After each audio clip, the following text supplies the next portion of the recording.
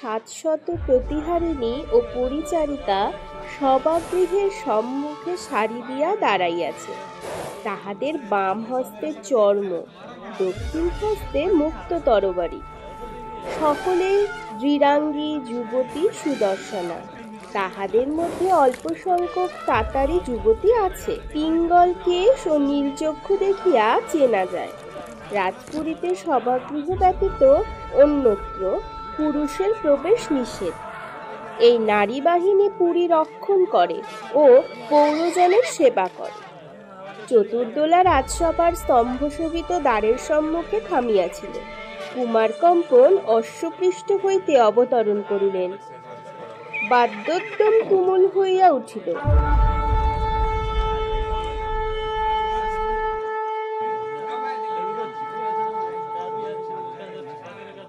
তারপর সভাগৃহ হইতে মহারাজ দেবরায় বাহির হইয়া আসিলেন। তপ্ত কাঞ্চন দেহ, মুখে সৌম্য প্রশান্ত গাম্ভীর্য, পরিধানে পট্টবস্ত্র ও উত্তরীয়, কর্ণে মণিময় কুণ্ডল, বাহুতে অঙ্গদ। যৌবনের মাধ্যাহ্নে মহারাজ দেবরায়ের দেহ যেন লাবণ্যোচ্ছটা বিকীর্ণ করিতেছে। তিনি একটি হস্ত ঊর্ধ্বে তুলিলেন। অমনি বাদ্যোদ্যম নীরব হইল। কুমারকম্পন বলিলেন, মহারাজ, এই নিন, কলিঙ্গের 2 দেবীকে নদী থেকে উদ্ধার করে এনেছি। 2 রাজকন্যা চতুর্দোলা হইতে নামিয়া রাজার সম্মুখে যুক্ত হস্তা হইলেন। রাজাকে দেখিয়া মণিকঙ্কনার সমস্ত ভয় দূর হইয়াছিল। সে হর্ষোৎফুল্ল নেত্রে চাহিল। বিদ্যুৎমালার মুখ দেখিয়া কিন্তু মনের কথা বোঝা গেল না। রাজা পূর্বে কলিঙ্গ কন্যাদের দেখেন নাই। ভাটের মুখে বিবাহ স্থির হইয়াছিল। তিনি একে একে 2 কন্যাকে দেখিলেন। তাহার মুখের প্রসন্নতা আরো গভীর হইল। আশীর্বাদের ভঙ্গিতে করতল তুলিয়া তিনি বলিলেন, স্বস্তি। রসরাজও নিজের দোলা হইতে নামিয়াছিলেন। এই সময় তিনি আসিয়া রাজার সম্মুখে দাঁড়াইলেন।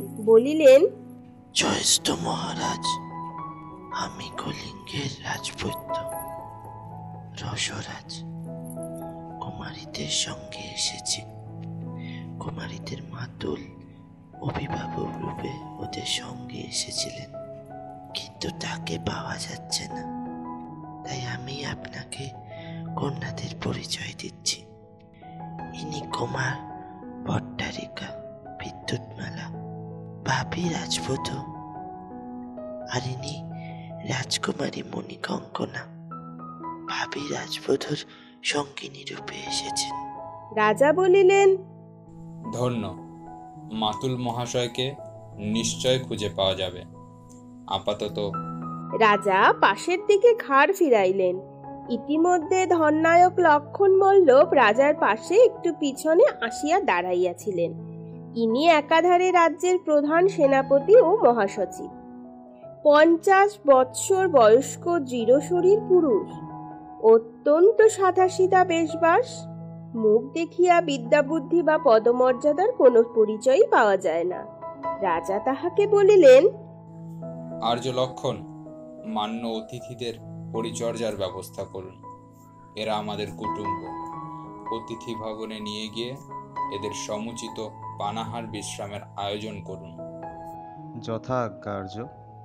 লক্ষণ মল্লব করজোড়ে অতিথিদের সম্বোধন করিলেন। আমার সঙ্গে আসতে আজ্ঞা হোক। অতিথি ভবনের নিকটেই, সেখানে আপনাদের স্নান পান আহার বিশ্রামের আয়োজন করে রেখেছি। লক্ষণ মল্লব লক্ষ্য করিয়াছিলেন যে রসরাজ চোখে ভালো দেখেন না। তিনি তাহার হাত ধরিয়া আগে লইয়া চলিলেন। অতিথিবর্গ তাহাদের পিছনে চলিল। রাজসভা হইতে শতহস্ত দূরে রাজকীয় টঙ্কশালার পাশে প্রকাণ্ড দ্বিভূমক অতিথি ভবন। সেখানে 500 অতিথি এককালে বাস করিতে পারে। ইত্যবসরে রাজপুরী হইতে একটি শক্ত সমর্থা দাসী স্বর্ণ কলসে জল আনিয়া রাজকুমারীদের পায়ের কাছে ঢালিয়া দিয়াছিল। এই দাসী বিপুল রাজপরিবারের গৃহিণী, 700 প্রতিহারিণীর প্রধানা নায়িকা, নাম পিঙ্গলা। রাজা তাহাকে সম্বোধন করিয়া বলিলেন, পিঙ্গলে, কলিঙ্গ কুমারীদের জন্য নূতন প্রাসাদ প্রস্তুত হচ্ছে। এখনো বাসের উপযোগী হয়নি। তুমি আপাতত এদের রাজসভা গৃহের দ্বিতলে নিয়ে যাও। উপস্থিত সেখানেই এরা থাকবেন। পিঙ্গলা একটু হাসিয়া বলিল, যথাজ্ঞা আর্য। পিঙ্গলাকে নতুন করিয়া বলিবার প্রয়োজন ছিল না, কারণ ইতিপূর্বে রাজার আদেশে সে সভাগৃহের দ্বিতলে রাজকুমারীদের জন্য উপযুক্ত বাসস্থান সাজাইয়া গুছাইয়া রাখিয়াছিল। রাজা বোধ করি কুমারীদের শুনাইবার জন্য কথা বলিয়াছিলেন। রাজকীয় সভাগৃহটি দ্বিভূমক। নিম্নতলে সভা বসে, দ্বিতীয় তলে 3টি মহল। একটিতে মহারাজ দিবাকালে বিশ্রাম করেন, দ্বিতীয়টি রাজার পাকশালা। সেখানে 10টি পাচিকা রাজার জন্য রন্ধন করে। নপুংসক কুঞ্চুকি পাকশালার দ্বারের পাশে বসিয়া পাহারা দেয়। তৃতীয় মহলটি এতদিন শূন্য পড়িয়াছিল, এখন সাময়িকভাবে নবাগতদের বাসস্থান নির্দিষ্ট হইয়াছে। রাজা পুনশ্চ বলিলেন, এদের নিয়ে যাও, যথোচিত সেবা করো। দেখো যেন সেবার ত্রুটি না হয়। পিঙ্গলা বলিল, ত্রুটি হবে না মহারাজ, আমি এদের নিজে সেবা করব। ভালো। পিঙ্গলা রাজকুমারীদের স্বাগত সম্ভাষণ করিয়া লইয়া গেল। মহারাজ ভ্রাতার দিকে ফিরিয়া সস্নেহে তাহার স্কন্ধে হস্ত রাখিলেন। কম্পন, কাল থেকে তোমার অনেক পরিশ্রম হয়েছে, যাও নিজ গৃহে বিশ্রাম করো গিয়ে। কম্পনদেব হ্রস্বকণ্ঠে বলিলেন, আমার কিছু নিবেদন আছে আর্য। রাজা সপ্রশ্ন নেত্রে ভ্রাতার প্রাণে চাহিলেন, তারপর বলিলেন, এসো। 2 ভ্রাতা সভাগৃহে প্রবেশ করিলেন।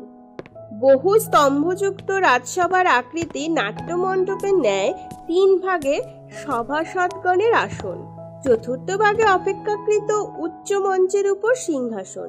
পাথরে গঠিত হর্ম, কিন্তু পাথর দেখা যায় না। কুর্দ ও স্তম্ভের গাত্র সোনার তবকে মোড়া। মণিমাণিক্য খচিত স্বর্ণ সিংহাসনটি আয়তনে বৃহৎ। 3-4 জন মানুষ স্বচ্ছন্দে পাশাপাশি বসিতে পারে। সিংহাসনের পাশে সোনার দীপদণ্ড, সোনার পর্ণ সম্পুট, সোনার ভৃঙ্গার, চারিদিকে সোনার ছড়াছড়ি। সেকালে এত সোনা বোধ করি ভারতের অন্যত্র কোথাও ছিল না। দ্বীপ্রহরে সভাগৃহ শূন্য। সভাসদেরা স্ব-স্ব-গৃহে প্রস্থান করিয়াছেন। রাজা দেবরায় আসিয়া সিংহাসনের ওপর কিংখাবের আসনে বসিলেন। তাহার ইঙ্গিতে কুমার কম্পন তাহার পাশে বসিলেন। 2 জনে পাশাপাশি বসিলে দেখা গেল তাহাদের আকৃতি প্রায় সমান। 10 বয়সের পার্থক্যে যতটুকু প্রভেদ থাকে ততটুকুই আছে। এই সাদৃশ্যের সুযোগ লইয়া মহারাজ দেবরায় একটু কৌতুক করিতেন। বিদেশ হইতে কোনো নবাগত রাষ্ট্রদূত আসিলে তিনি নিজে সভায় না আসিয়া ভ্রাতাকে পাঠাইয়া দিতেন। রাষ্ট্রদূতেরা চোখে না দেখিলেও রাজার কীর্তিকলাপের কথা জানিতেন।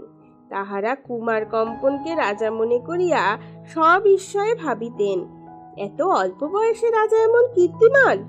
রাজা এই তুচ্ছ কাপড়তে আমোদ অনুভব করিতেন বটে, কিন্তু ভিতরে ভিতরে অনিষ্ট হইতেছিল। কুমার কম্পনের মনে সিংহাসনের প্রতি লোভ জন্মিয়াছিল। উভয়ে উপবিষ্ট হইলে রাজা ভ্রু তুলিয়া ভ্রাতাকে প্রশ্ন করিলেন। কুমার কম্পন তখন ধীরে ধীরে বিদ্যুন্মালা ও অর্জুন বর্মার কথা বলিতে আরম্ভ করিলেন। অর্জুন বর্মা নদী হইতে বিদ্যুন্মালাকে উদ্ধার করিয়াছিল। 2 জনে নির্জন দ্বীপে রাত্রি কাটাইয়াছে, পাশাপাশি শুইয়া ঘুমাইয়াছে। কুমার কম্পন একটু শ্লেষ দিয়া একটু রং চড়াইয়া সব কথা বলিতে লাগিলেন। শুনিতে শুনিতে রাজার ললাট মেঘাচ্ছন্ন হইল। বিবৃতির মাঝখানে লক্ষণ মল্লব একসময় আসিয়া সিংহাসনের পদমূলে পারসিক গালিচার ওপর বসিলেন এবং কোনো কথা না বলিয়া নতমস্তকে কুমার কম্পনের কথা শুনিতে লাগিলেন। কুমার কম্পন তাহার আবির্ভাবে একটু ইতস্তত করিয়া আবার বলিয়া চলিলেন। লক্ষণ মল্লব ও কুমার কম্পনের মধ্যে ভালোবাসা নাই, 2 জনেই 2 জনকে আর চক্ষে দেখেন। কিন্তু লক্ষণ মল্লব রাজ্যের মহাসচিব, তাহার কাছে রাজকীয় কোনো কথাই গোপনীয় নয়। কুমার কম্পন বিবৃতি শেষ করিয়া বলিলেন, মহারাজ, আমার বার্তা নিবেদন করলাম, এবার আপনার অভিব্যক্তি। তারপর লক্ষণ মল্লবের দিকে বক্র কটাক্ষপাত করিয়া বলিলেন, আমার বিবেচনায় এ কন্যা বিজয়নগরের রাজবধূ হবার যোগ্য নয়। রাজা ক্ষণিক নীরব থাকিয়া বলিলেন, তুমি যাও, বিশ্রাম করো গিয়ে। কুমারকম্পন অভিবাদন করিয়া প্রস্থান করিলেন। নিজের মনোগত অভিপ্রায় না জানাইয়া যতটা বলা যায় তাহা বলা হইয়াছে। আপাতত এই পর্যন্ত থাক। রাজা ও মন্ত্রী পরস্পরের চোখে চোখ রাখিয়া কিছুক্ষণ বসিয়া রহিলেন। তারপর রাজা বলিলেন, আপনি বোধহয় কম্পনের কথা সবটা শোনেননি। লক্ষণ মল্লব বলিলেন, না শুনলেও অনুমান করতে পেরেছি। আপনার কি মনে হয়? লক্ষণ মল্লব বলিলেন, ঘটনাটা সত্যি বলেই মনে হয়, কিন্তু ইঙ্গিতটা অমূলক। আমি রাজকন্যাকে দেখেছি, আমার মনে কোনো সংশয় নেই। রাজা থামিলেন। লক্ষণ মল্লব বলিলেন, অর্জুন বর্মা নিশ্চয়ই দলের সঙ্গে এসেছে, তাকে প্রশ্ন করা যেতেই পারে। রাজা বলিলেন, সেই ভালো, তাকে ডেকে পাঠান, আমি তাকে প্রশ্ন করব। আপনি তার মুখ লক্ষ্য করবেন। লক্ষণ মল্লব ঘাড় নাড়িয়া সায় দিলেন। তারপর বাম হস্ত দিয়া দক্ষিণ করতলে তালি বাজাইলেন। সঙ্গে সঙ্গে মঞ্চের পাশের দিক হইতে একজন চোপদার রক্ষী আসিয়া সিংহাসনের সম্মুখে রূপার ভল্ল নামাইয়া নতজানু হইল। মন্ত্রী বলিলেন, রাজকন্যাদের সঙ্গে যারা এসেছে তাদের মধ্যে একজনের নাম অর্জুন বর্মা। অতিথিশালা থেকে তাকে এখানে নিয়ে এসো। রক্ষী ভল্ল হস্তে উঠিয়া দাঁড়াইল। মন্ত্রী পুনশ্চ বলিলেন, বেঁধে আনতে হবে না, সমাদর করেই নিয়ে আসবে। রক্ষী বলিল, যথা আজ্ঞা আর্য। রাজা বলিলেন, আমি বিরাম গৃহে যাচ্ছি, সেখানে তাকে পাঠিয়ে দিও।